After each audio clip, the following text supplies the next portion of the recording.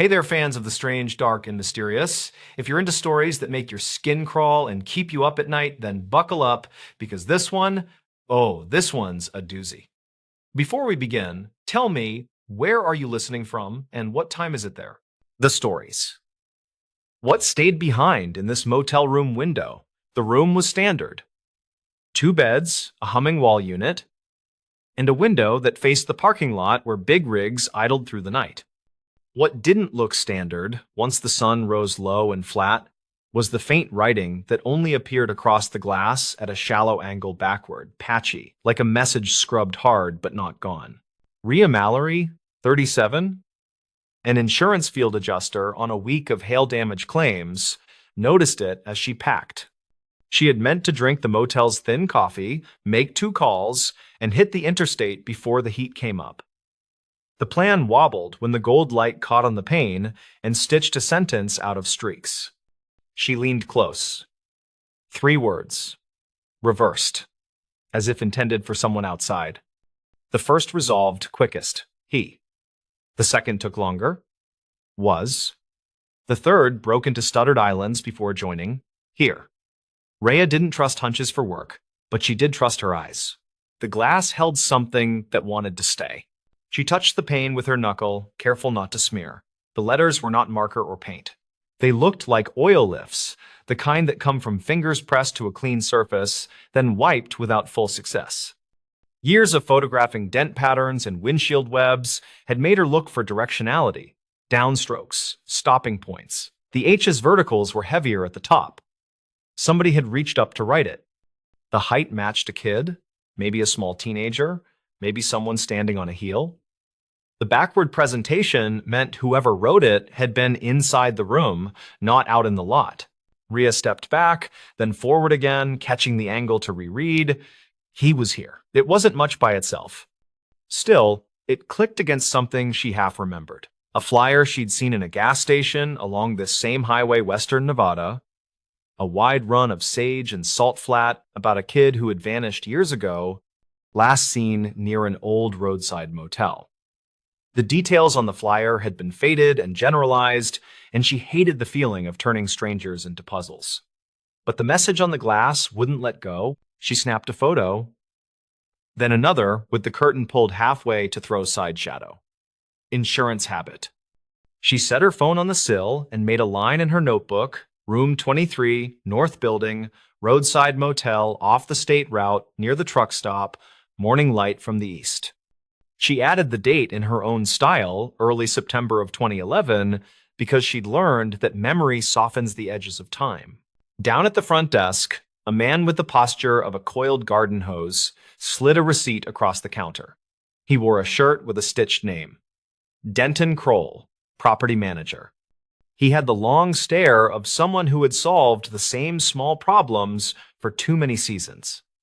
Rhea mentioned the window, casual like it was a maintenance note. Cleaning streaks, Kroll said.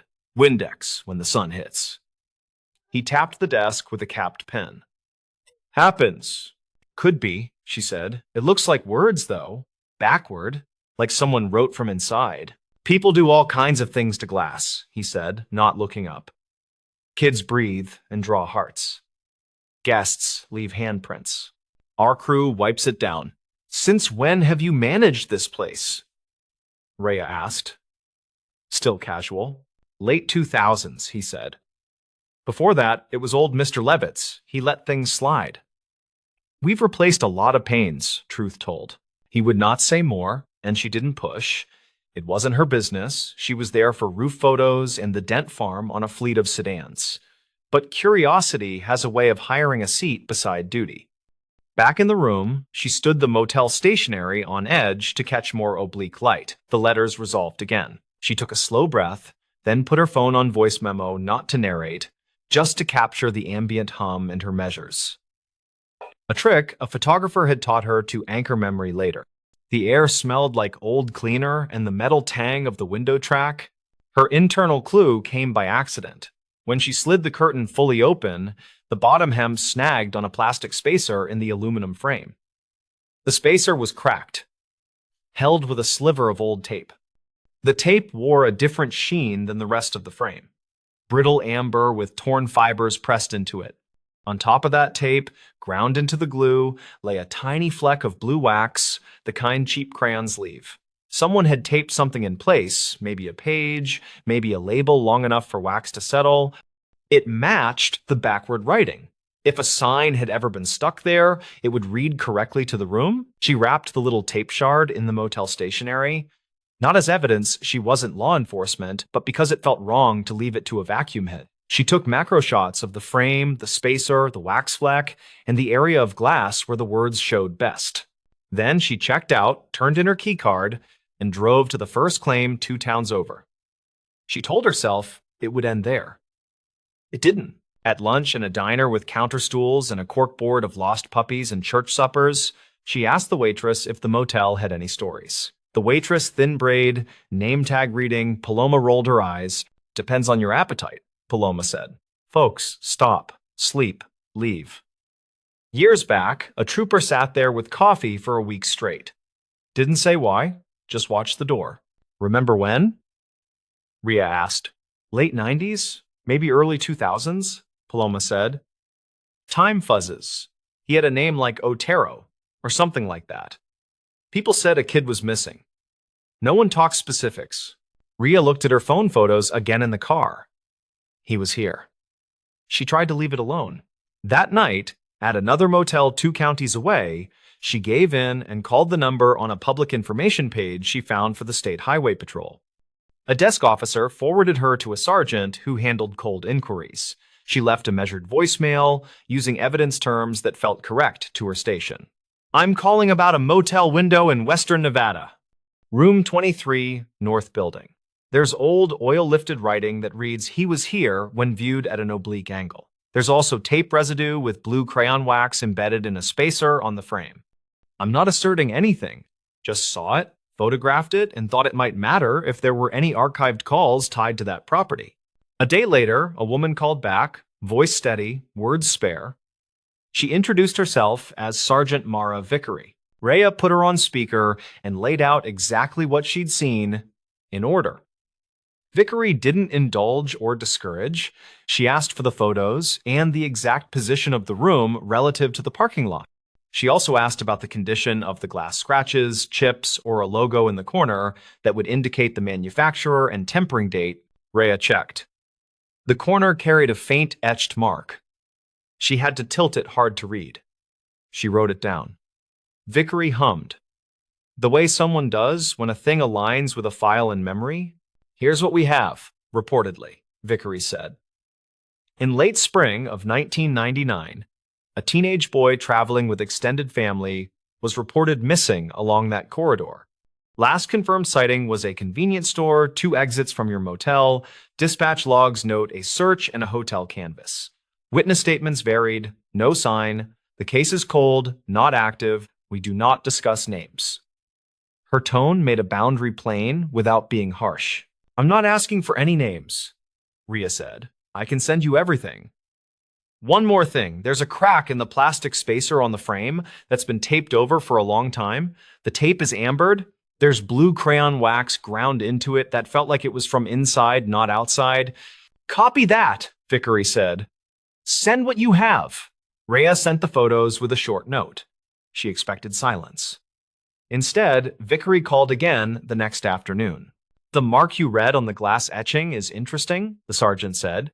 It indicates the glass was manufactured in 2003. The motel you stayed in?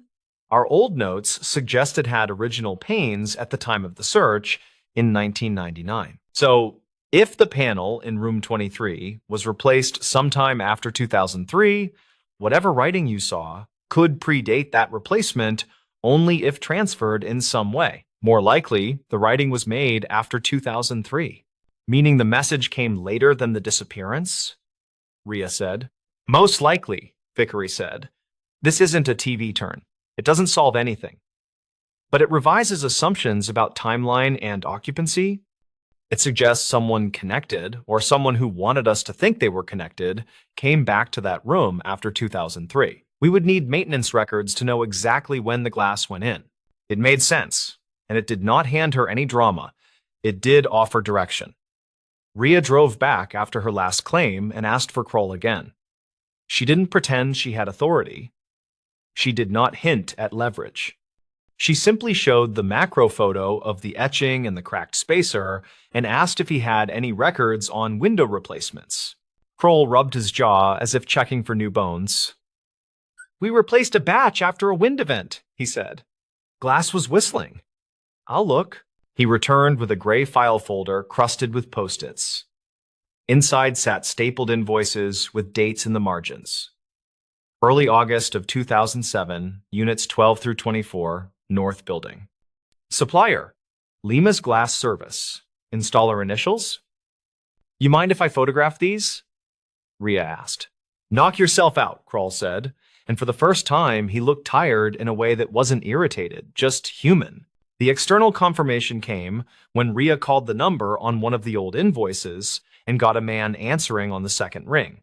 "Lima's," he said. "Hector speaking." He remembered the job, long run of aluminum frames that had gone chalky from sun, Hector Lima said. "We swapped panes and spacers where needed. I had to rig a few things because the sill channels were bent. We didn't touch curtains. New tempered glass, stamped 2003 because that's what the distributor had bulk." "Do you remember room 23? Rhea asked, knowing the question was broad and that memory is a wide net. "Vaguely," he said. "I remember one where the inside of the glass looked fingerprinted even after cleaning. We assumed someone had handled the pane before it cured. The housekeeper complained the smears came back in certain light. We used ammonia. It didn't fully lift. That's not unusual. Oils can ghost." "Did you ever see writing in the oil?" she asked. "Could've," he replied. "I don't read windows for stories. We replaced what was cracked. You're talking ghosts. They happen. If you think it's more, tell the troopers." She had already done that. She thanked him and wrote his comments down exactly, adding reportedly and remembered vaguely, because precision and humility can keep a story honest. Over the next week, Rhea kept doing her real job, hail dents, roof lines, signature blocks, while she let the window gather its own weight. The sergeant called one more time to say they had pulled the motel's old work orders. The pane in room 23 had been replaced in early August of 2007, matching the invoice. Maintenance logs around that month showed a housekeeping note. Writing keeps showing on 23 window. Tried vinegar. Still shows in morning. That note was funneled through a retired dispatcher named Sella Winters, who had saved a cardboard banker's box of old shift printouts, the way certain people keep the world from slipping because they know it tries. A quiet logic emerged. The boy missing from 1999, and there was never a name spoken, could not have written he was here on a piece of glass installed 8 years later, unless he returned. That didn't guarantee that he had. The message could have been a relational echo, a cousin, a friend, someone marking grief. But the tape shard and the wax fleck told another piece. The blue wax had come from a cheap crayon, likely pressed while paper was taped inside the frame. That suggested a small person sitting there, drawing, or someone steadied a page while trying to line up letters against the glass. The residue was on the inside spacer, not outside. That meant a moment happened in the room, not on the lot. Vickery asked a small favor that Rhea could do without crossing lines. Return to the room and try to lift a better photograph with crosslight. Rhea booked herself back into the motel on her own dime at the tail end of a loop. She requested 23 and got it after a shrug from Kroll. She came prepared with nothing fancy, just a black foam board to bounce light and a cheap angled flashlight from a hardware store. When the first edge of sun moved off the far hills, the letters bloomed again. She fixed the angle with books and the foam board, then took a series at different exposures. In 2 of them, a smudge sat low and right. Below the third word, barely a mark unless you expected it. It looked like a short curve with 2 dots and a drag. Rhea stared until she understood what shape it wanted to be. A crude smiley face, the kind drawn in 3 seconds by distracted hands.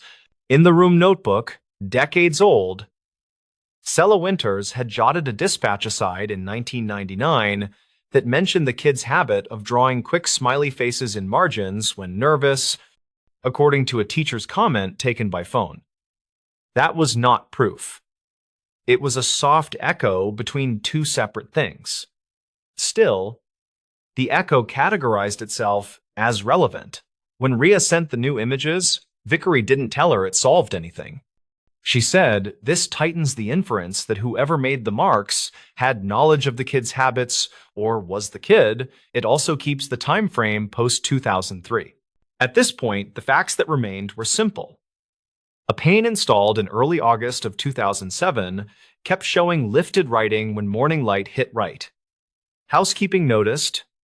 The content read, "He was here," and, in some readings, a simple face below. Tape residue and a crayon fleck lived on the interior spacer.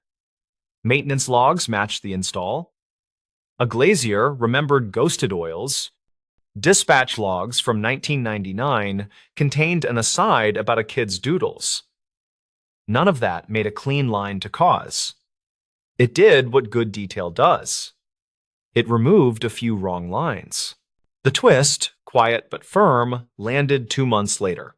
Not for Rhea's benefit, and not with fanfare. Vickery called to let her know that, in reviewing archived calls surrounding the motel, a short anonymous tip from late summer of 2007 had been found. The caller, whose voice was masked by the crush of a payphone, had said only, "Check the north building, second floor, room by the ice machine. Mornings show messages." The number had been a dead end then. The note sat in the file without connection because no one had compared it to the install logs. Now they matched. The pane had just been replaced. The message, then, could not be a relic from before the disappearance. It was a marker laid down later, possibly by someone who had returned to a familiar place to say something without saying much at all. Rhea asked the only question she could. "Does this help? It helps me not waste time on a wrong year," Vickery said. "Sometimes that's the whole gain." And that was it. No chase, no doors kicked. Instead, a timeline corrected by what stayed behind in a motel room window. Rhea didn't tell the story to anyone who would make it into a campfire shock. She kept the tape shard in a small envelope with the word motel and the date in her hand, even though she knew it had no chain of custody value. It wasn't evidence for court, it was gravity for memory. On her last pass through that stretch of highway before winter, she pulled into the truck stop at dusk and watched the north building of the motel throw its square lights into the lot. The window of room 23 held the look of any other. A woman in a denim jacket let down the blinds. A kid ran past, dragging a suitcase that clicked over seams. None of them knew what the glass had whispered. That felt right. A real story refuses to belong to whoever tells it the loudest. Rhea stood there until the sodium lamps came up and turned everything the same, tired amber. The hum of diesel engines filled the air, the kind of sound that flattens thought. She thought briefly of the words someone had pressed there with damp fingers and of the faint, silly face below. Not testimony, not confession, just a note at the exact height of a small person trying to leave proof of a breath. The truth in it was not the grand kind. It was the modest, late kind, the kind that lets people who do this work say later, with care, that a thing likely happened in a different month than everyone thought, and that a pane of glass, replaced in early August of 2007, had kept those mornings honest for years. She drove away without looking back, because looking back is for when there's nothing left to file. The motel settled into the dark, the windows settled into shadow, and whatever stayed behind stayed there, just oil, just light, just enough. The stories. The motel room safe with a secret ledger. The motel sat just off a 2-lane highway that curved through a stretch of desert where radio stations faded to static. The sign still buzzed faintly, a few letters missing so that it read, asterisk, Elton Mo L asterisk. For years, the rooms had been rented mostly to truckers, traveling salesmen, and people who didn't want their names on a record. But in the spring of 2011, a part-time maintenance worker named Vince Daly age 42, came across something in room 12 that would change how the place was remembered. Vince wasn't an ambitious man. He fixed air conditioners, mowed the patchy grass, and replaced broken keys. On that particular morning, he was there to remove a faulty safe from under the dresser. It had been locked for years. Ever since the manager before last passed away, the new owner told him to cut it open so the space could finally be rented again. Inside was a single object, a small black ledger, its edges curled and faintly sticky, as if something had spilled on it long ago. The front cover had no name, no label, just a thumbprint stain. Vince assumed it was nothing. Maybe a guest had used it to keep receipts. He tossed it in his tool bag and went on with his work. Later that evening, curiosity got the better of him. He opened the ledger while sitting at the counter of a diner across the road. The first few pages were normal lists of initials, dates, dollar amounts, but halfway through, the tone shifted. Names were written in full, alongside words like balance cleared and returned. Some lines had stars next to them, and others were crossed out entirely. Near the back, he saw a series of entries dated between 1984 and 1987, all under a heading written in shaky block letters, asterisk asterisk collections room 12. Asterisk asterisk. At first, Vince thought it might have been a motel expense log, but a few of the names seemed familiar. One matched a woman whose picture still hung behind the front desk, a former housekeeper who disappeared decades ago. He mentioned it the next day to asterisk asterisk Marlene Greer asterisk asterisk, the daytime manager, who shrugged and said old records were full of ghost entries. Still, something in her expression told him she wasn't entirely surprised. Over the next few days, Vince couldn't let it go. He went to the county library and looked through microfilm archives of local newspapers. In late August of 1986, he found a short article about a missing motel employee named asterisk asterisk Carla Mendez asterisk asterisk. The story said she'd last been seen leaving work after a night shift, carrying the deposit bag for the week's earnings.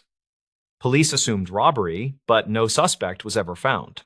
That name Carla was written 3 times in the ledger, each next to the same date.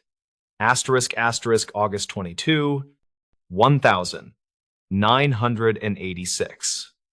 Asterisk asterisk. One entry read, final balance, then ledger closed.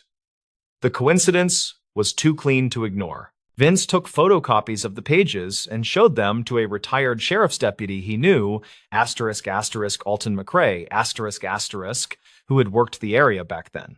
Alton took one look and went quiet. After a moment, he said the handwriting reminded him of asterisk asterisk Ray Weller, asterisk asterisk, the motel owner in the 80s. Weller had died in 1992 after his car went off a canyon road. No foul play suspected, just bad brakes and too much whiskey. Alton said there were rumors Weller used the motel as a front for short-term loans cash advances to locals who couldn't go through a bank. The ledger might have been his way of keeping track of who owed what. The crossed-out names, he explained, could mean debts paid. Or something worse. Vince started noticing how people reacted when he mentioned the find. Some locals would change the subject. Others told him not to dig. The place had been losing business for years, and nobody wanted reporters sniffing around. But he couldn't shake the thought that someone might still care about what happened to Carla Mendez. He tracked down her sister, asterisk asterisk Isabel asterisk asterisk, who still lived 2 towns over. When he showed her the ledger, she didn't even touch it. She just said, "We already tried for 25 years. Nobody cared then. They won't now." Before leaving, she pointed at one of the other names, asterisk asterisk, P. Larkin. Asterisk asterisk. He was a regular there, she said. Used to drink with the owner. Ask the bartender from that time if he's still alive. Vince found asterisk asterisk Pete Larkin asterisk asterisk listed in a 2020 phone directory. He was living in a nursing facility about 30 miles away. When Vince called, the man's memory was fading, but one thing stuck. There was cash, Larkin said. Every weekend, people paid what they owed. Weller called it the 12 Club. Said if you didn't pay up, you checked out for good. It sounded like drunken talk, but when Vince returned to the ledger, he realized that almost all entries labeled cleared were tied to weekends. One page listed the amount 500 next to C. Mendez, and a note, asterisk asterisk, handled in 12. Asterisk asterisk. At this point, the facts that remained were simple. Carla disappeared on August 22nd, 1986. Weller's ledger mentioned her by name that same day. Weller died 6 years later in what might have been an accident, And now, decades later, his motel still stood, barely operating, with a safe no one had opened until Vince cut it loose. He reported everything to the local sheriff's office. They took the ledger as evidence, but nothing came of it for months. Then, in early October of 2012, a construction crew working on a new drainage ditch behind the property uncovered partial human remains. Dental records confirmed they belonged to Carla Mendez. The investigation was reopened. Forensic teams matched residue from the ledger's pages to soil found at the burial site. Both contained the same rare industrial solvent used in the motel's janitorial supplies during the 80s. It wasn't enough to convict anyone, but it closed a circle. The 12 Club wasn't a rumor. It was bookkeeping for threats carried out. By the time the motel finally shut down, Vince had long quit. He moved north, took a job maintaining cabins at a lakeside resort, and stopped talking about what he'd found. Reporters wrote short pieces calling it the Ledger case, and then it faded again into local legend. Years later, when the building was demolished, one last item turned up in the rubble, a second, safe, smaller, newer, but sealed tight. Inside, they found only a key-tagged *** room 12. Copy. ***, nothing else, no pages, no ledgers, just that key. Placed deliberately. People who'd worked there guessed Vince had planted it, a quiet nod to what he'd uncovered, but those who knew him said he wouldn't have done that. He hated attention. Maybe it was Weller's doing, a strange joke meant to outlast him. Either way, the motel's sign was gone, the ground was leveled, and the highway kept humming like nothing had ever happened. Still, sometimes at night, when the wind passes through the empty lot, locals say you can hear the faint rattle of a loose metal door like an old safe settling back into silence. Whether that's true or not hardly matters. What stayed was the story, and the proof that even the most ordinary places can keep ledgers of their own. The stories. This dispatcher flagged a warning nobody else heard. In the summer of 2015, a small county dispatch center in the Midwest logged what should have been another quiet night routine calls, minor accidents, nothing serious. But at 2:36 a.m., dispatcher Lorna Keats flagged a single line in the call log with a red warning tag. The rest of the shift didn't notice. 12 hours later, a missing person report came in from the same road. Lorna was 52, a mother of 3, and one of the few veteran dispatchers still working nights. She'd spent more than 20 years listening to the county breathe through static. Drunk drivers, runaway teens, distant gunshots that usually turned out to be fireworks. That night, she was scheduled to train a new hire, Evan Rhodes, a quiet 20-something fresh out of community college. He remembered her as calm, methodical someone who double-checked even the quiet calls. The call in question lasted just 19 seconds. It came from an unregistered prepaid cell phone traced to the stretch of County Route 47 between mile markers 19 and 20. The caller didn't say much, just a breathy male voice repeating, "He's still here," before the line cut. Background noise? Steady hum, maybe an engine, maybe wind? Lorna replayed the audio 3 times, then filed it under possible domestic disturbance. But something made her stop the recording and reopen it. According to her later statement, she heard a faint ticking sound under the voice mechanical, uneven. Like a turn signal that never clicked off, she said. At 2:38, she added a note, "Warning possible vehicle hazard, County 47. No one responded. The patrol car assigned to that region had already been rerouted to a stranded motorist 15 miles away. The shift ended at 6, and by the next day, the flag was buried beneath dozens of other overnight notes. 2 days later, a farmer found a truck half submerged in a drainage ditch along the same stretch of road. Inside was 30-year-old Bradley Norham, a construction worker from a nearby town. Engine still idling, phone missing, seatbelt unlatched. Coroner placed the time of death around 2:40 that same morning, within minutes of Lorna's flagged call. County investigators wrote it up as a single-vehicle accident. They said Bradley likely swerved to avoid a deer, hit the embankment, and drowned before he could escape. Lorna, however, couldn't let it go. She'd handled too many wrecks to ignore the timing. The ticking sound, the phrase, "he's still here," the untraceable number, it didn't add up. A week later, she retrieved the audio from archive storage and took it home on a thumb drive. Her husband found her replaying it that evening, headphones pressed tight, not speaking for almost an hour. She said she thought she heard two different voices, one layered under the main one. A whisper, or maybe a radio echo, she told him. He dismissed it as interference, but Lorna wasn't satisfied. She called the phone company listed in the report, Westridge Cellular, to ask about prepaid tower logs. The representative told her the call had pinged off a repeater near Old Mill Road, 2 miles east of the crash. Problem was, that tower had been offline for maintenance between midnight and 3 a.m. She double-checked through county records. The outage was confirmed. If that was true, the call shouldn't have connected at all. When she brought this to her supervisor, he told her it wasn't her concern. "The system hiccups sometimes," he said. "Let it go." Instead, she filed a quiet memo through the internal server detailing her findings and sent a copy to a friend in the State Highway Patrol. The friend, Officer Miriam Cole, kept the note, but admitted later she didn't think much of it until months afterward.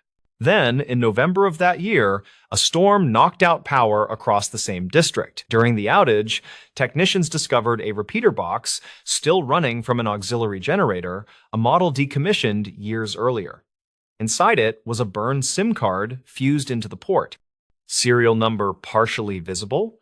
It matched the first digits of the untraceable phone from Lorna's warning. This detail never made the official report. A small internal inquiry followed, but concluded there was no functional link between the repeater malfunction and any known incident. By that point, Lorna had already transferred to a day shift. She told coworkers she didn't want to hear the night anymore. Years later, a regional journalist researching abandoned communication systems stumbled on the archived memo. The journalist, Alan Marin, interviewed Lorna at her kitchen table in 2020. By then, she'd retired and moved to a smaller town near the river. In the recording, which he later shared for a local podcast, she said something quietly that caught his attention. "You know what gets me?" he said. "He's still here." Not, "I'm still here." Someone else was supposed to hear it. Alan followed the breadcrumb trail dispatch logs, weather reports, the crash file, and that malfunctioning repeater. He found that the generator inside had been serviced twice after its supposed decommission date, each time by a subcontractor called Northspan Utilities. Northspan had folded in 2013, 2 years before the incident. Whoever maintained that repeater after the shutdown wasn't listed in county records. Alan managed to contact one former Northspan technician, a man named Dennis Harlow. Dennis said that in the early 2000s, some repeaters were used to piggyback maintenance frequencies for nearby rail lines. It was a cheap way to test emergency signals, he said. But it was never supposed to overlap with civilian channels. If it did, you'd get bleed-through, like ghost calls. Ghost calls. That term caught traction online when Alan's podcast aired, though Lorna hated it. She said the word ghost turned it into superstition, not signal bleed, not malfunction. Still, she admitted the possibility haunted her. The crash site, the voice, the timestamp, they lined up too neatly. In 2021, the county repaved Route 47, covering the drainage ditch. The wreckage was long removed, but for maintenance training, new dispatchers were still shown the red-flagged log from that night as a case study in procedural diligence. The warning nobody else heard became a quiet legend among the staff, half cautionary tale, half proof of how easily small details slip away. What remained were fragments. The 19-second clip archived under a generic file name, the memo Lorna wrote, the service invoices from Northspan, and the coroner's note listing water in the lungs. Each on its own could mean nothing. Together, they formed a pattern too odd to ignore but too thin to prove. Lorna passed away in 2023. At her retirement gathering the year before, a few old colleagues brought up the story. She just smiled and said, "It was probably static." Then, according to Evan, her trainee from that night, she added quietly, "But static comes from somewhere." At this point, the facts that remained were simple. One call, one warning, One man dead on a dark county road. The system logged everything perfectly except for the truth behind that 19-second window. Whether it was interference, a misrouted test frequency, or something else, no one could ever show exactly who made that call or why it stopped where it did. Still, in the dispatch training manual filed a few years later, there's a footnote beside Lorna's case study. It reads, "Always listen twice before you clear a line." No capital letters, no bold text, just quiet advice embedded between procedural codes. A reminder that sometimes the sound we dismiss as noise might be the only signal that matters. The stories. Paramedic who kept one final snapshot. The story began with a photo that shouldn't have existed. A single Polaroid, slightly overexposed, showing the inside of an ambulance during a call that supposedly never happened. It was discovered years later, tucked between the pages of an old medical manual in a small-town fire station's archive. The man behind that photo was Martin Kessler, a 42-year-old paramedic who'd spent nearly 2 decades working in a quiet coastal county. He was the kind of person people trusted instantly, steady hands, calm voice, always first on scene and last to leave. Colleagues said he never forgot a face, even from calls years earlier. That photographic memory made the irony of what happened next impossible to ignore. In late March of 2012, Martin and his partner, Dana Ruiz, responded to a dispatch from a stretch of highway north of town. A rollover accident, single vehicle, one driver, reportedly conscious but trapped. The log shows they arrived at 2:17 a.m. Weather clear, visibility decent. Everything about the report was ordinary. Until it wasn't. When firefighters reached the car, there was no one inside. Seatbelt unbuckled, airbags deployed, engine still ticking from heat, no footprints in the gravel shoulder, no sign of struggle. Dana's field notes mention Martin standing there longer than anyone, staring into the dark beyond the guardrail, as if waiting for something to move. He didn't say much on the drive back. Just, "It doesn't feel right. Someone was here." The next morning, Martin called the dispatcher, asking for the driver's name. There wasn't one. The system had registered the call as civilian report unknown source. No, 911 record existed, only a radio relay from a patrol unit that later denied making it.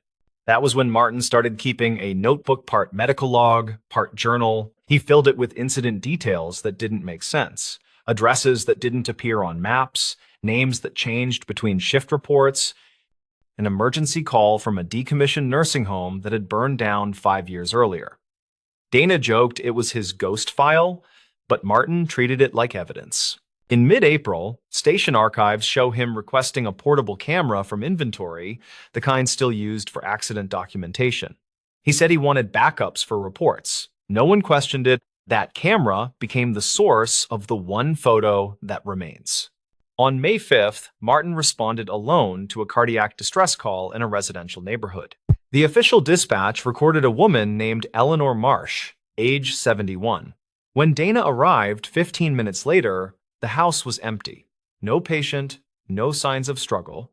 Only Martin, sitting on the front steps, shaking. He told her he'd just finished chest compressions, but there was no body. That evening, he turned in a sealed envelope to the station chief. Inside, a single Polaroid showing an elderly woman on a stretcher inside the ambulance. Her face pale but peaceful, IV line in her arm, heart monitor reading a steady rhythm. The timestamp on the photo matched the call, yet no hospital in the region logged a patient by that name, and the ambulance's GPS data placed it in the station lot at the time. For weeks, the department treated it as a data glitch, a wrong timestamp, maybe a mistaken upload. Martin, however, stopped taking calls entirely.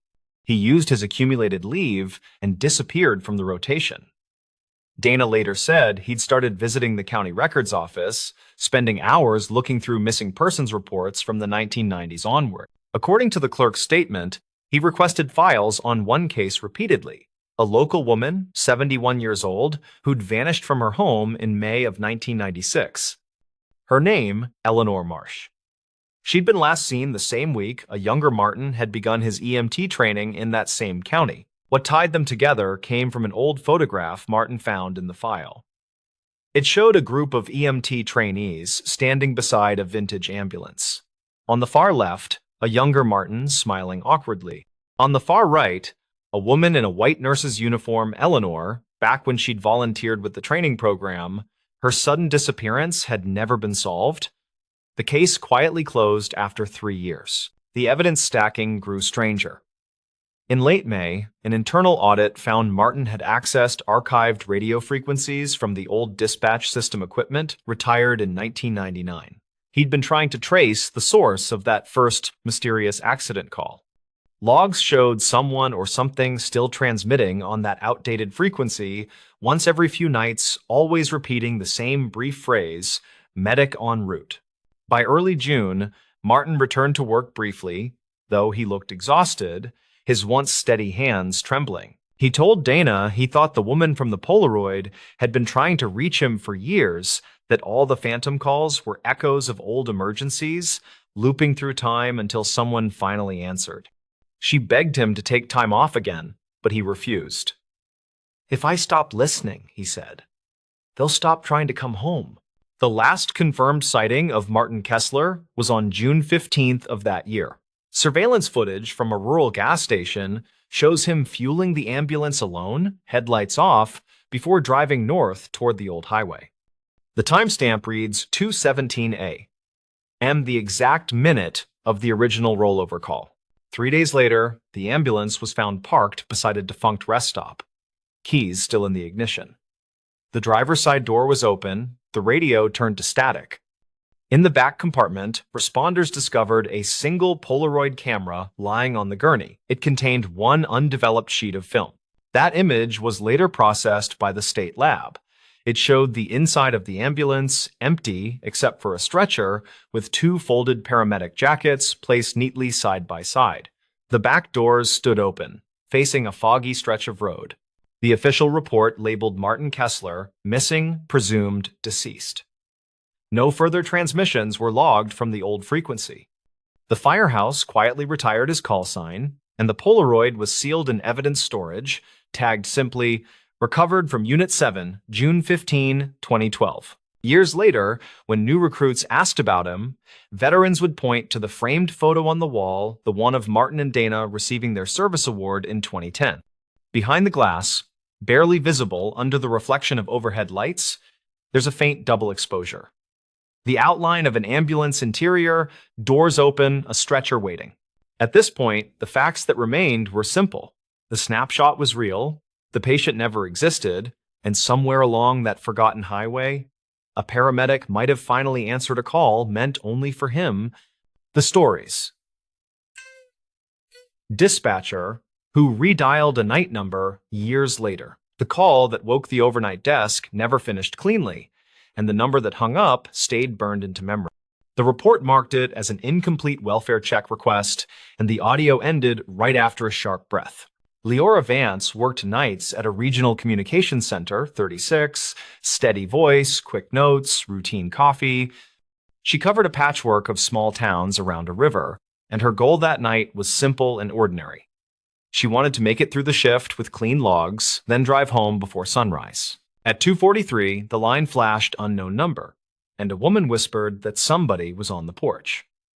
The voice cracked like cold glass, and static clipped the rest, so Leora asked the normal questions. The call died mid-sentence, and the return attempt fed a busy tone that rolled like a slow alarm. Protocol said, log it, dispatch a unit, and move forward with the map. She sent 2 cars across county lines, and she wrote porch contact unknown female, possible prowler, audio cutout. The officers found a silent street and a door light, and the porch camera showed only a moth. The address did not match the call trace, which often happened with rural switches. The closest relevant record was a break-in from 1998, and the same street used to be named differently on paper maps. The officers cleared without contact, and Leora filed it under incomplete with a notation on poor signal. She replayed the clip during the quiet hour before dawn, and she heard a faint tone behind the voice. She had a habit of catching tiny sounds people missed, and she logged them like breadcrumbs for later check. The tone matched the alert from older medical pendants, according to an equipment chart in her drawer. 2 days later, the number could not be connected, and the carrier reported a recycled pool of lines. A supervisor closed the incident, as resolved by patrol presence, and life returned to the ordinary rhythm of alarms and traffic. Leora drove home through thin drizzle and told herself to let the record settle. Years slid by with new software and different chairs, and Leora moved into training and quality checks. She taught new dispatchers to separate panic from facts and to trust logs more than late-night adrenaline. She kept a notebook of unresolved lines, a quiet ledger of what the radio called ghosts. In 2005, a county audit required purging old tapes, and Leora requested the call as a training sample. She argued that the tape showed how to verify address data when signals bounced, and the review board agreed to preserve it.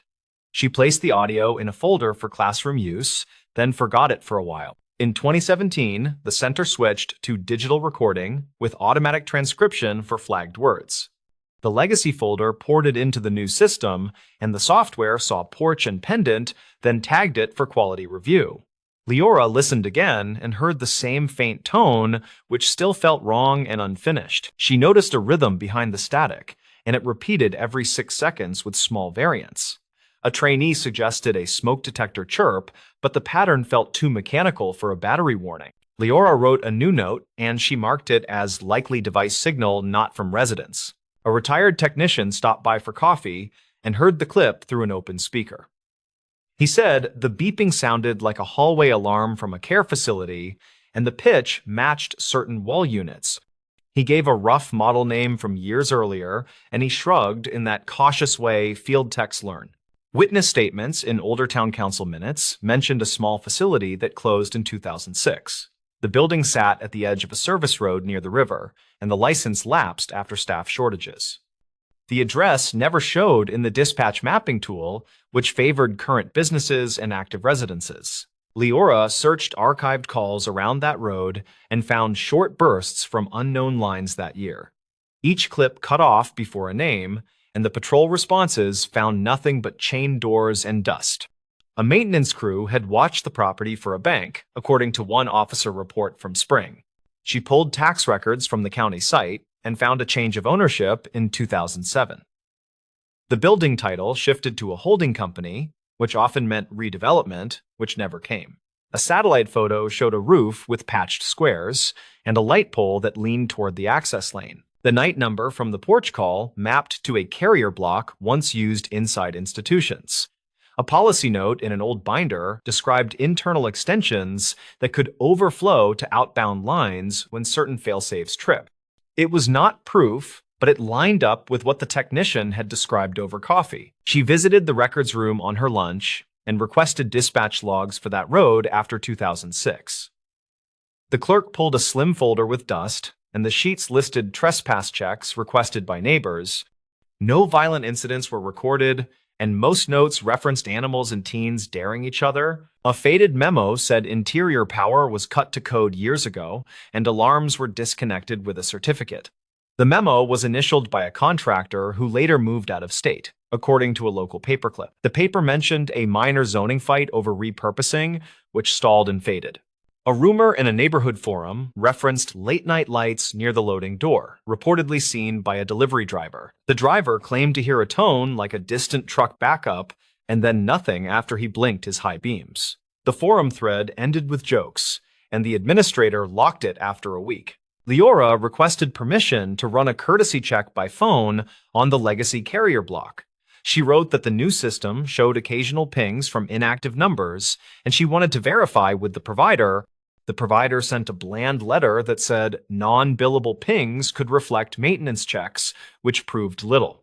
She let it go again until 2021, when a cold storm knocked power around much of the valley. The center fielded hundreds of calls for downed lines and trees, and unknown numbers flooded the switch when cell towers failed. The old number flashed across a test screen, and a note in red tagged it as historic. It hit her in the middle of managing a pile of alarms, and she felt the odd gravity of unfinished work.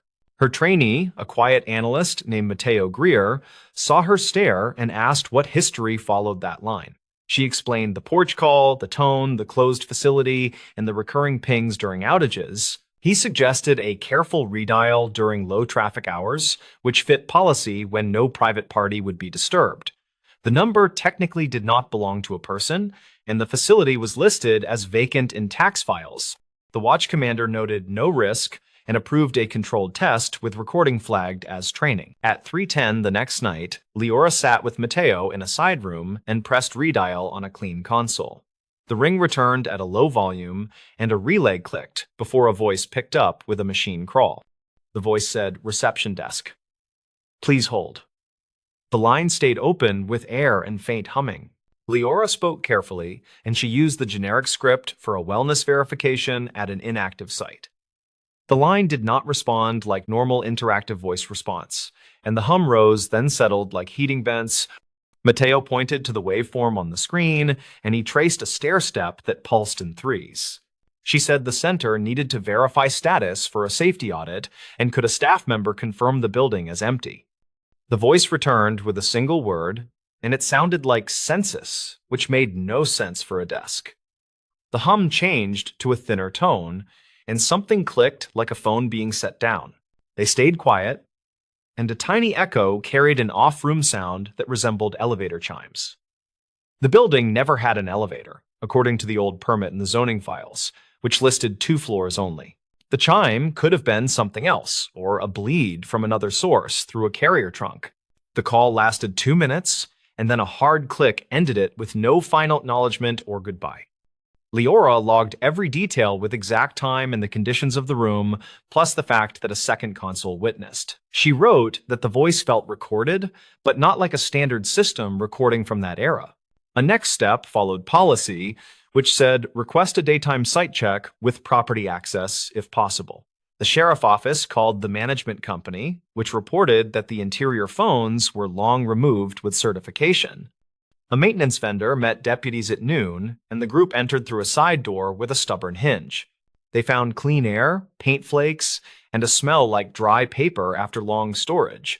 No phones sat on desks, and no wiring hung from ceilings beyond bundled tubes cut and capped. A panel in the back room had a line of dead indicators, and a label from 2006 named the contractor. A back storage closet held a metal cabinet for telecom terminations, and inside a single light glowed green. The maintenance vendor said the light probably fed from a battery pack, which should have died many years earlier. He pulled the pack, and the light stayed green, which made him raise his eyebrows without a word. They traced the last live wire through conduit to a junction box near the loading door by the ramp. The box led to an old underground line that likely connected to a central office by the highway.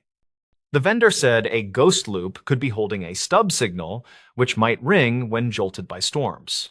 The explanation fit enough to calm nerves, and it gave the watch commander a line to give any curious council member. Leora filed the daytime result and waited for the routine to end, but her notebook felt heavier than before. She wanted something cleaner, a line that tied the porch call to a person. She checked archived calls for names near the facility in late 2005, and a surname appeared twice. The name belonged to a kitchen worker who reportedly stayed late to clean and who left town soon after closure. A short article from a community paper mentioned a farewell potluck in a church hall. A social post from years later showed a small photo of a medal on a refrigerator and a caption about nights that never end. The account had poor privacy settings, and it linked to a page for a caretaker group that offered mutual aid. The group had a public list of contacts, and one number matched the surname. She called during the afternoon from a staff phone and explained she was a dispatcher reviewing a historic alarm. The woman who answered identified herself as the former cook, and she said the night phones were a mess back then. She remembered plugging a line into a wall to ask for help during a snow night, then hanging up fast. The year matched the period before closure, and the memory included a porch light that never switched off correctly. The cook said a hallway alarm sometimes tripped when wind hit the wheelchairs stacked near an exit door. She said a pendant kept calling the desk after the resident moved, and staff joked about it. Leora asked if anyone had used an emergency night number taped under a desk, and the woman hesitated, then said maybe. She said an old laminated card listed a direct outside line for after hours when the main switch froze. She added that the card got lost during a water leak and the sticker glue ruined 2 drawers. The detail matched a photo in the zoning files that showed bubbled plywood under a window near the desk. The water issue provided another path for odd faults, which could keep a line limping and ring when power fluctuated. The cook promised to look through an old box for any scraps, and she promised nothing more. Days later, an envelope arrived addressed to the center with no return, and inside lay half a laminated card. The text read, "Night number for direct line. Use only if house phones fail." The bottom showed 6 digits with 2 missing. The plastic edge was cracked, and a brown stain cut through the second line. Leora held the fragment near the recording console and felt the story settle into a shape that made sense. The porch call likely came from a staffer trying to poke through a dead switch, and the tone was the hallway alarm. The number carried forward through bureaucratic leftovers, and it rang when the storm hit the loop. She still needed the humane piece. The person whose whisper said someone was on the porch that night. She checked weather records for a cold snap that matched the reported snow night, and the timeline met the audit note. A dispatch log from the same week showed a trespass call at a different address with no contact. The officer who filed that trespass had retired to a nearby town, and he answered his landline on a sunny afternoon. He remembered a night when snow fell like ash and radios kept picking up carrier noise. He also remembered stopping near the old facility entrance, then leaving after seeing only footprints of a stray dog. He did not remember any porch lights, but he said the small homes nearby sometimes used helper bulbs that never slept. He also said staff from the facility used to walk to a bus stop at 4 in the morning after night shifts. The whisper could have been a staffer leaving alone, worried by a shape on the ramp. The theory fit and did no harm, and it honored the boundary between records and stories. Leora wrote a final entry into the training file, and she summarized the chain of evidence with careful language. She used reportedly, and dispatch logs and witness statements, and she added the laminated card as a scanned appendix. Before she closed it, she redialed the night number 1 last time to satisfy the part of her that wanted symmetry. The line clicked into a dead tone for 3 slow breaths, then released a single chime in silence. She sat still, then pressed stop and saved the recording with a title that matched her steady heart. She did not post about it, and she did not share more than the classroom frame. The work of nights is often this quiet, a puzzle solved just enough to let people sleep. On her drive home, she watched a porch light fade behind a tree line and let the road carry the rest away. The stories. Paramedic who kept the final snapshot from triage. The last photo on Kira Voss's work phone was never supposed to survive the software pilot. It stayed anyway after the server hiccup. Kira was 34, a city paramedic who liked quiet late calls and neat paperwork. She started that Tuesday on basic supply checks and light banter. Her goal sounded simple in her head. Finish a 10-hour shift without a single upgrade, then get home before midnight for leftover curry. The call that changed the night came from a roadside motel behind a car wash. Dispatch logged an unresponsive male, unknown age, possible overdose. She and her partner, Mateo Lark, rolled in with lights low and voices steady. Room 12 smelled like cleaner and stale heat from the wall unit. A thin man lay sideways between the bed and a chair, breathing shallow and quick. No wallet in sight. A cracked phone blinking a silent screen. Kira saw a visitor sticker stuck to his hoodie pocket. The date line was smudged, but the background color looked like a clinic pass. They bagged him for a minute to settle his breathing. A half-full paper cup sat by the sink, ice melted into a flat circle of water. Vital signs were jumpy, but not crashing. He opened his eyes once and said a short word that sounded like Riley. Then he slipped under again. They moved fast to the medical center near the river. The radio reported a separate pileup north, which meant triage would be crowded and loud. The hospital had been piloting an electronic intake tool all month. It asked for a quick face photo to match a barcode before the wristband print. The intake line was 3 deep when they arrived. A nurse pushed the cart forward, the printer chattered, everyone talked clipped and fast on instinct. Kira snapped the photo at the kiosk because the app flashed a warning. Upload pending, network unstable. She kept his hoodie on because he shook. The man landed in a monitored bay by the doors. A resident named Bryn Ketter called for labs and a gentle drip. The resident squinted at the chart. Kira wrote her run sheet near the sink. She noted the visitor sticker and the motel room number, and she logged the time from the wall clock.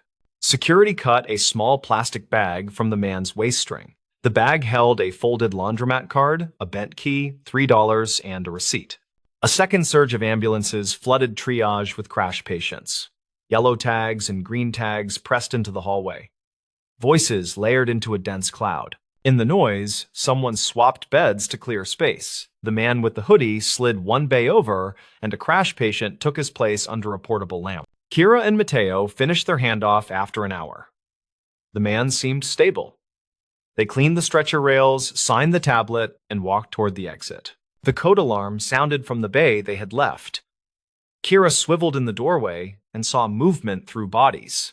Someone called for epinephrine with a clipped tone. She stood still without getting in the way. The team pushed and counted and charted.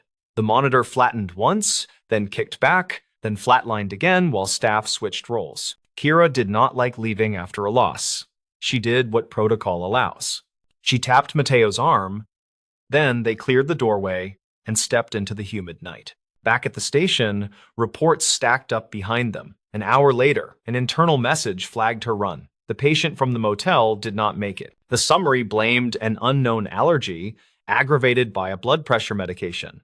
It suggested the crew had no information at scene and that intake documentation was incomplete. Kira read that line twice. She remembered scratching on his left palm, faint letters smudged by sweat and cleaner.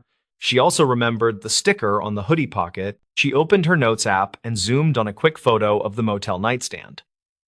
A corner of the visitor sticker showed a logo like a lighthouse beacon. Her phone buzzed again with a request from quality assurance. Please confirm the scene contained no allergy indications. Please confirm no wallet or tags were found. Kira typed careful answers. She wrote that the scene had no formal bracelet, but there was writing on skin and a clinic sticker with a dateline. She could hear Mateo in the next room telling a joke about stale granola bars. She closed her eyes, pictured the kiosk light, and remembered the app freeze. She opened the work app and saw the pending icon. The photo from triage had sat in the queue since that busy hour. It should have deleted itself. She saved a copy to the secure folder because the pilots sometimes ate evidence. Officers who handle accident scenes had warned crews to keep their own digital trail. In the photo, the man stared past the kiosk, eyes unfocused, mouth clenched. The shot was crisp enough to read small print on the edge of his hoodie.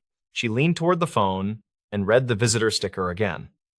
The shape matched a clinic 2 miles north. The color matched last week's series on their site. She noticed something else that bothered her. The wristband in the photo was already on his right wrist, and the printed name was not Riley or unknown.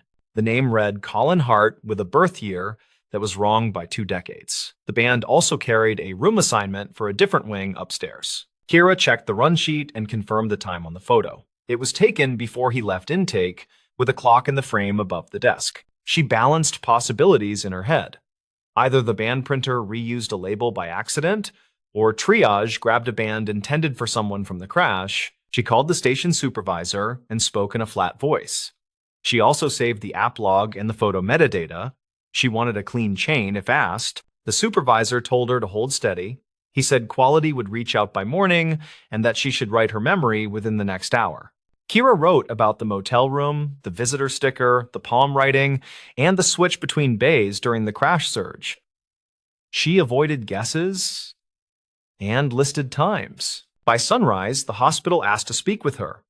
A comm coordinator named Lauren Pike scheduled a meeting in a small office near the loading dock. Lauren listened without interruption while Kira laid out the sequence. He wrote down the kiosk freeze, the wrong name on the band, and the sticker details. "Do you have the photo?" he asked plainly. Kira nodded once and slid her phone forward. Loren studied the image like a puzzle that did not want solving. He asked for permission to copy the file into their incident folder. Kira agreed and asked for a printed receipt of transfer. Lauren printed one with a timestamp. Later that day, security pulled camera clips around intake and the hallway. Audio is thin in those clips, but timestamps line up with dispatch logs from that hour. A volunteer recalled bumping the band cart while pushing crash supplies. The cart carried 2 stacks from different printers. A stack fell, and another stack landed on top. A nurse remembered seeing a resident hand off a half-printed band to clear paper jams. Everyone meant well, and the hallway demanded corners get rounded to save seconds. The wrong band landed on the wrong wrist during the shuffle. The allergy field below the name read none, and the medication plan followed that value at speed. The palm writing found in the photo said lisinopril with a shaky loop on the L. That writing matched a pharmacy warning card found later in the discarded bag. The path to his name was still unsolved. The wrong band had masked his identity, and the motel room registry carried a fake first name paid in cash. Kira and Mateo stopped by the motel between calls and spoke to the clerk. The clerk remembered the man because he had asked for late checkout and offered a 10. The clerk described a quiet talker with a careful way of folding receipts. He said the man asked if the clinic across the highway took walk-ins on Sundays. Kira asked if he had left anything behind. The clerk pulled a small envelope from under the counter and handed it over. Inside was a second laundromat card. The card carried the same punched pattern as the one from his bag. A faded stamp showed a cartoon lighthouse that matched the clinic logo from the sticker. Kira wrote the clinic name into her notes and searched internal contacts for a social worker who knew someone there. Network rules can sometimes solve what computers cannot. By evening, a social worker faxed a staff list with a first name that matched the word Riley from the ambulance. A receptionist there recalled a cousin who visited often. The cousin lived near the rail tracks and had shared rides with a man named Rail Hinton. That name pulled a match from the clinic immunization folder with a phone number. The number reached a sister on the third ring. She had been calling hospitals all day without luck. She cried once, then steadied, and asked for straight answers. Kira gave the sister the number for Loren and the case coordinator. She explained that the hospital would confirm identity through records, and that she would share what she could. The sister described Rael as a careful man who wrote allergy reminders on his hand while saving for new glasses. She said he kept every receipt because he lost a wallet once. She also said he used visitor stickers as bookmarks. He picked them from clinic bowls like candy, because ink on paper made him feel less small. The hospital identified him formally by evening, using clinic records and a dental chart from an old file. The visitor sticker linked the timeline to a specific morning. The report shifted. Instead of blaming a vague, unknown allergy, the document focused on a band cart process and a printer override protocol during surge conditions.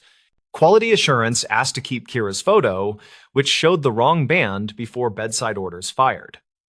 Her pending upload had turned into an anchor for the timeline. Loren thanked her in a quiet hallway near the vending machines.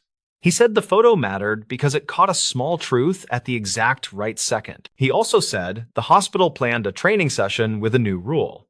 Wristbands would be applied only after a complete scan and a spoken name confirmation. Kira asked about the visitor sticker and the laundromat card. Loren said the family had seen those items and that they were grateful for the detail and care. There was a final meeting about the phrase kept photo, because the tool policy warned against storing faces. Loren documented the server failure and the pending icon. He wrote that the photo had been preserved to support timely reporting during a pilot outage. He signed the form with a date and left a copy in her file.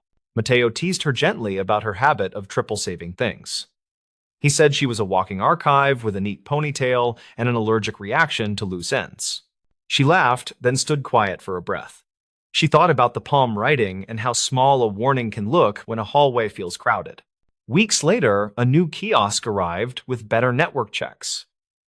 The printer trays carried bold labels, and volunteers learned to stop and verify whenever carts bumped. Kira kept a printed run sheet from that night in her desk. The sheet had her small notes about the lighthouse sticker and the ice in the cup. An instructor asked her to teach one class for new hires. She told them about the photo and the band, and the way tiny signals can vanish under noise. A student asked how she remembered so much. She said she wrote on index cards, and she made little recordings after calls while the radio was still warm. The sister sent a letter with a simple line. "Thank you for noticing the sticker." It made the phone call shorter, and it made the goodbye kinder. Kira folded the letter into the run sheet and closed the drawer. She washed her coffee cup, then walked outside to breathe the late shift air. The city sounded like a distant fan that needed oil. She wondered how many small warnings slide past each night because nobody has a free hand to catch them. She knew the photo would fade into policy and training slides. She also knew that a single clear frame can hold a hallway steady when clocks feel slippery. On quiet nights, she drives past the motel on her way home. The neon still flickers, and the car wash still hums across the frozen curb. She thinks about the visitor sticker and the lighthouse logo. She thinks about the wrong name on a band and the right name in a folder miles away. She is not someone who keeps trophies from hard calls. She kept that one photo long enough to send it to the right folder with a receipt. The fact that it stayed during a glitch felt like the kind of accident that refuses to be ignored. It asked for someone to slow down. Her work is not a string of heroic saves. It is a long practice of noticing small, true things before they slip beneath a wave of noise. The photo taught her something she already knew. Details are not decorations, and time is never a blur when someone chooses to write things down. The story ends without fireworks because that is how most true stories end.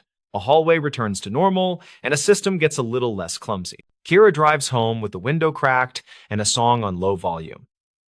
She knows nothing can make the loss tidy, but clarity still matters. She unlocks her door, drops her bag, and checks her phone for one last message. The queue is empty, and the app finally reads, "Upload complete." She smiles once without any triumph, then she turns off the light and lets the day settle while the city hums and the clock keeps moving. The stories. The librarian who reopened maps after one voicemail. The voicemail hit the library phone system at 9:16 in the morning, and staff noted the time on the call sheet. The town's map room had been shuttered since 2016 for budget reasons, with the keys sealed in a gray envelope. Rhea Calder was 38 and worked as a reference librarian, and she was supposed to weed duplicate travel guides. She liked lists and quiet projects that finished by closing time, and she intended to be home before the streetlights switched on. She opened the staff mailbox for routine messages, and the new voicemail had a subject line that looked wrong. The timestamp matched today, yet the voice sounded grainy and old, like cassette tape found in a hot attic. The caller sounded rushed but clear, and he used a steady dispatcher tone that carried through the static. He said the emergency detour map in the bridge packet had its north arrow wrong, and the Depot Road turn would strand drivers. He named 2 intersections locals would recognize, and he said the paper copy got flipped during a late-night duplication. He asked whoever heard this to check the flat files in the public map room, and then he hung up fast. Rhea paused because the library was planning a small display for the bridge reopening next week. The town crew wanted visitors to see old blueprints and printed maps, and the staff had quietly promised to unseal the room. She replayed the message and wrote down every location, and she typed the intersections into the library catalog notes. The bridge packet sat behind the desk in a manila folder, and she slipped the detour sheet out with a quiet tug. The detour looked normal at first glance, and the label fonts matched the county style guide. The north arrow pointed toward the top of the page, and a thick red line wrapped through 3 turns like a ribbon. She looked for a small staff stamp, and there it was near the border in faint purple. It said copied from firehouse drawer after warehouse incident, which the old reference notebook linked to 2009. Her job and training lived in the overlaps between paper and people, and she felt the old itch to confirm. The warehouse incident had clogged the streets for days, and archived calls reportedly mentioned bad directions at least twice. She brought the folder to the workroom and pulled the microfilm drawer, and the metal slides rasped against old paint. Dispatch logs on film listed closed streets and detours, and operators marked trouble points with pencil circles. 2 logs from the same night mentioned Depot Road, and the note said trucks turned the wrong way toward the river. One line said, "See temporary detour plate beside flat file B," which sounded like a direct breadcrumb. Flat file B waited in the locked room behind the genealogy shelves, and the envelope with the keys lived in a safe. She signed a paper acknowledging responsibility for access, and she carried the keys with both hands like a relic. The map room smelled like dust and linen, and the ceiling fan ticked from a loose blade. She slid open a drawer and found rolled sheets, and brittle plastic sleeves stuck to their neighbors like leaves after rain. The temporary detour plate was a stiff board with a taped photocopy, and someone had written mirror warning in grease pencil. The north arrow had a big X over it, and a second arrow pointed to the right side with the word up. She spread the board on a table and placed washers on the corners, and the paper fought to curl back into memory. The depot road turn looked reversed compared to the packet, and the red line as drawn would lead drivers into gravel.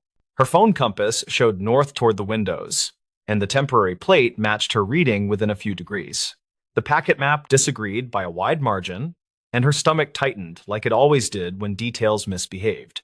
She printed a recent aerial photo from the county website, and she centered on Depot Road and the bridge approach.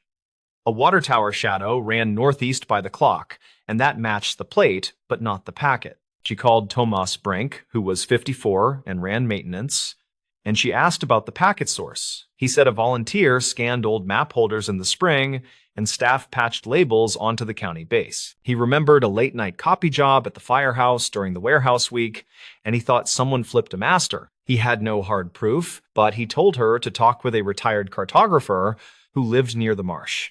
The cartographer was named Lyda Morell, and she was 71 with careful eyes and a faded canvas jacket. Lyda said she had drawn the original emergency plates on Mylar, and she always sketched north as a small star. Lyda remembered the night the plates went missing, and she spoke like a teacher marking a board after a test. The firehouse copier worked only on the legal tray that night, and someone fed the plate upside down, then pressed copy twice. Lyda said her handwriting on the board looked like her early notes, and she pointed to the grease pencil word up. She kept a photo from that week that showed 2 volunteers holding the board outside, and the sun angle matched. Rhea asked if the board ever returned to the library, and Lyda shrugged like she had told this story several times. She said yes, the board came back 2 days later, and someone tucked it into drawer B and shut the room. Rhea documented everything as if the board could grow legs and escape, and she wrote dates beside each step. She took photos of the board and the packet, and she copied the microfilm lines, and she initialed each printed page. The voicemail still bothered her, because the timestamp said today, yet the content smelled like an old headache. She checked the library phone system logs, and a vendor note explained a recent server migration for stored voicemail. An alert said a batch of delayed messages had been flushed to mailboxes, and the explanation used dry language and disclaimers. She asked the vendor to search for the caller number, and they returned an old service name with a billing code. The code matched a dispatch line used during the warehouse week, which explained the voice and the choice of words. Someone had recorded this warning years ago, and the system had kept it like a seed in a jar. Rhea asked if the caller name could be released, and the vendor sent a redacted sheet with initials and a job title. A local news archive matched the initials to a night guard who reportedly died of natural causes in his parked car. The guard had phoned the correction before the medical event, and he had tried to reach any desk that could fix the map. His message never reached a human while the roads were jammed, and the bad copy camped in a drawer. Rhea brought her notes to Tomas, and he carried the folder to a brief meeting with the town clerk. The clerk asked for confirmations and a plan, and Rhea offered a clear sequence that would be easy to retrace next year. Step 1 was to treat the packet map as untrustworthy and to replace it with a fresh export from the county base. Step 2 was to reconcile the arrow with on-site compass readings and to annotate with the date and the staff initials. Step 3 was to scan the temporary board and let the grease pencil speak and to place its image in the appendix. Step 4 was to add a small note in the bridge display and to credit anonymous archival materials for clarifying the route. Tomas drove to Depot Road with her after lunch, and they parked near a mailbox whose nameplate had peeled away. The river ran dull and brown beside the road, and a detour sign leaned like a tired person after a long shift. Rhea stood where the red line on the packet would have sent traffic, and she looked through cottonwoods at rough gravel. The correct route followed a narrow paved lane to the east, and the wrong turn aimed drivers toward a soft shoulder. A school bus rolled past on the narrow lane, and the driver waved like this was already muscle memory. The aerial photo printed in the morning matched the bus path, and the packet map did not. They stopped by a small clinic 2 turns away, and the nurse behind the counter remembered the warehouse week. The clinic took calls from stranded drivers, and a nurse reportedly walked out to redirect a line of cars at sundown. The town clerk approved the correction that afternoon, and the county uploaded a clean detour with verified arrows. Tomas signed off on new signs, and the bridge crew shrugged like this was just another Tuesday with wet concrete. Ria asked for permission to open the map room weekly, and the clerk looked toward the budget with a careful tilt. The request had no funding yet, but the clerk liked the argument that open rooms produce fewer expensive mistakes. They agreed on a one-afternoon schedule under staff supervision, and Ria posted a notice near the staircase. She placed the temporary board in a display case with a modest label, and she kept the packet map below it with a sticky note. The sticky note said obsolete and see corrected version, and she included the date and her initials for future sanity. A footnote in the display explained that a delayed voicemail triggered the review and no personal names appeared.